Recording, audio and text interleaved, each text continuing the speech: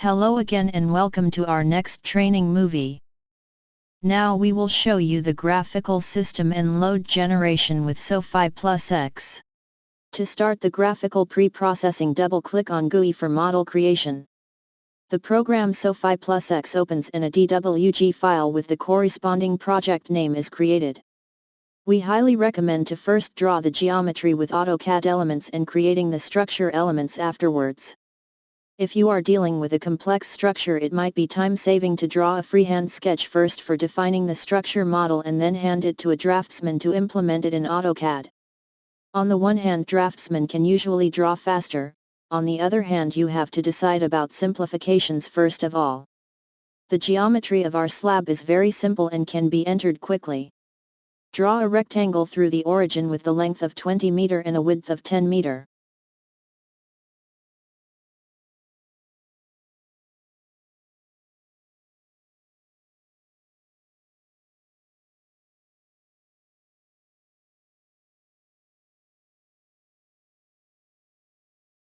The rectangle should now be divided by a center line into two squares.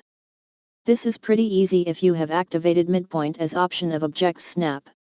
The left square again has to be divided into halves with a line in X direction. Now the geometry input is done and you can start to define the structure elements. Go to the sidebar and select the tab Structural Elements.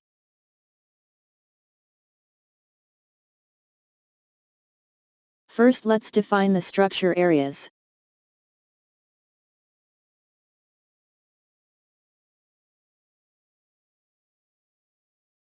The thickness of the area has to be increased to 240 millimeters.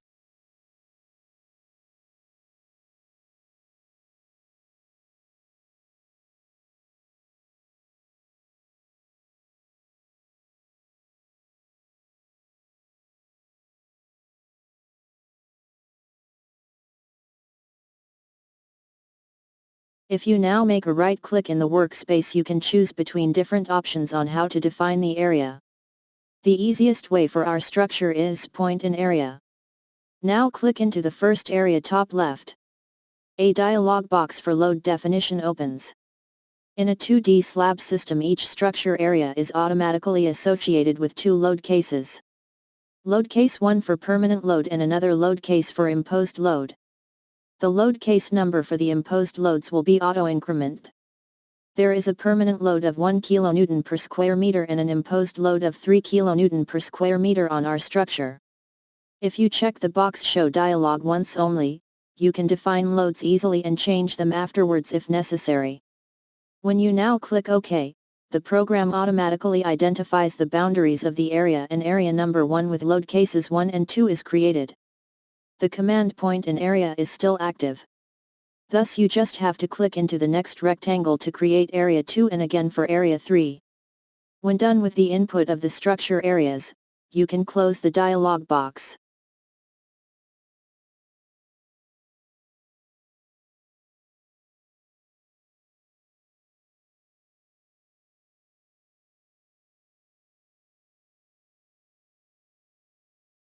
To control your input, you should export your system once in a while. Click onto the export icon. There are no changes necessary, thus we can confirm the dialog with OK.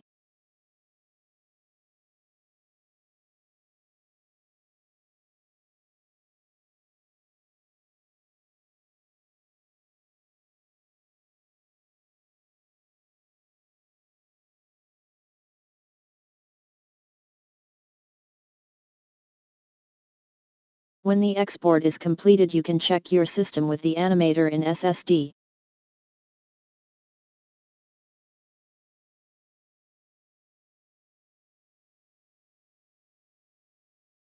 If you go to tab, Loads, and open the Load Case Manager, you can see that there are 2 actions and 4 load cases defined.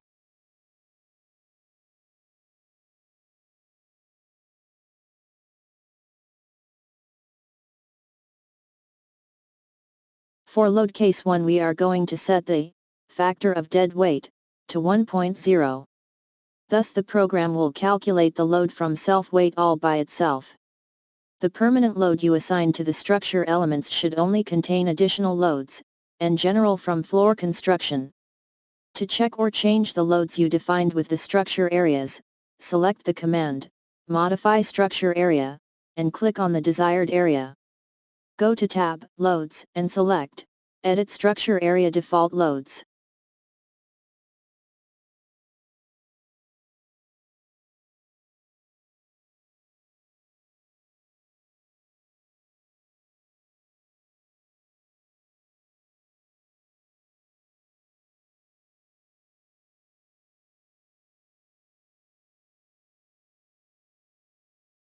Next, the supports and the downstand beam will be created. Due to the concept of SOFI MSHC, the structure lines are completely independent of the structure areas. They have to be defined additionally with the command line.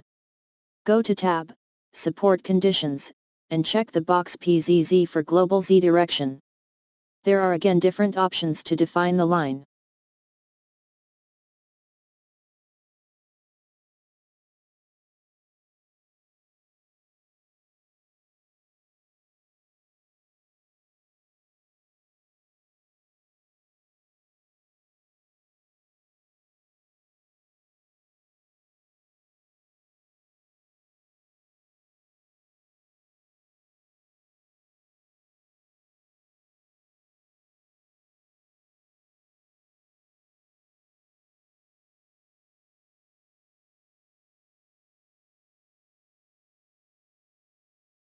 The T-beam is in between area 1 and 2. Open command line again. Go to tab Beam/Cable and select Centric Beam. Assign the cross-section number 1 that we defined earlier to the beam.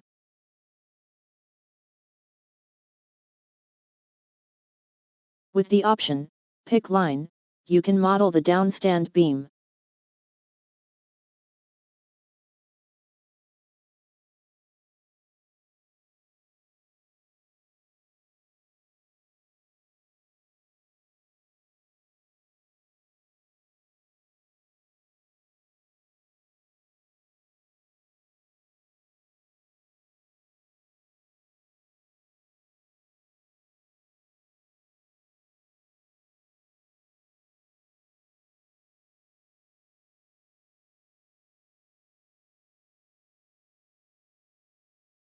In a final step, we will model the 3 columns. Select the command, Point, in the sidebar.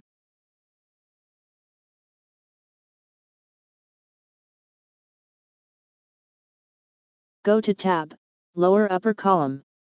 The columns should be modeled as elastic springs. The diameter of the columns is 300 mm. Material 1, concrete is correct. Only the length of the column, which is 3 meters, has to be entered.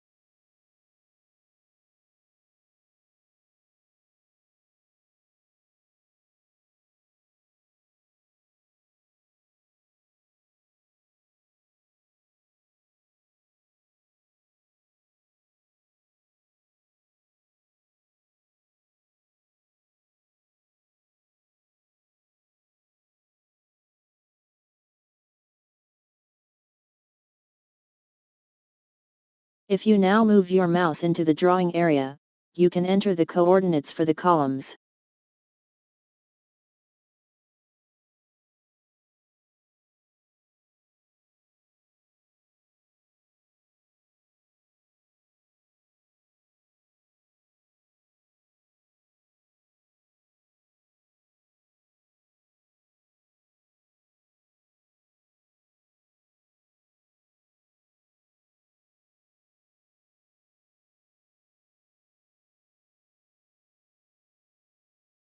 Now the system generation is completely done and you can export all elements.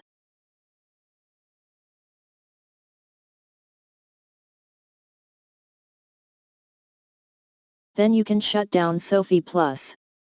Don't forget to save your drawing, because this is not done automatically with the export.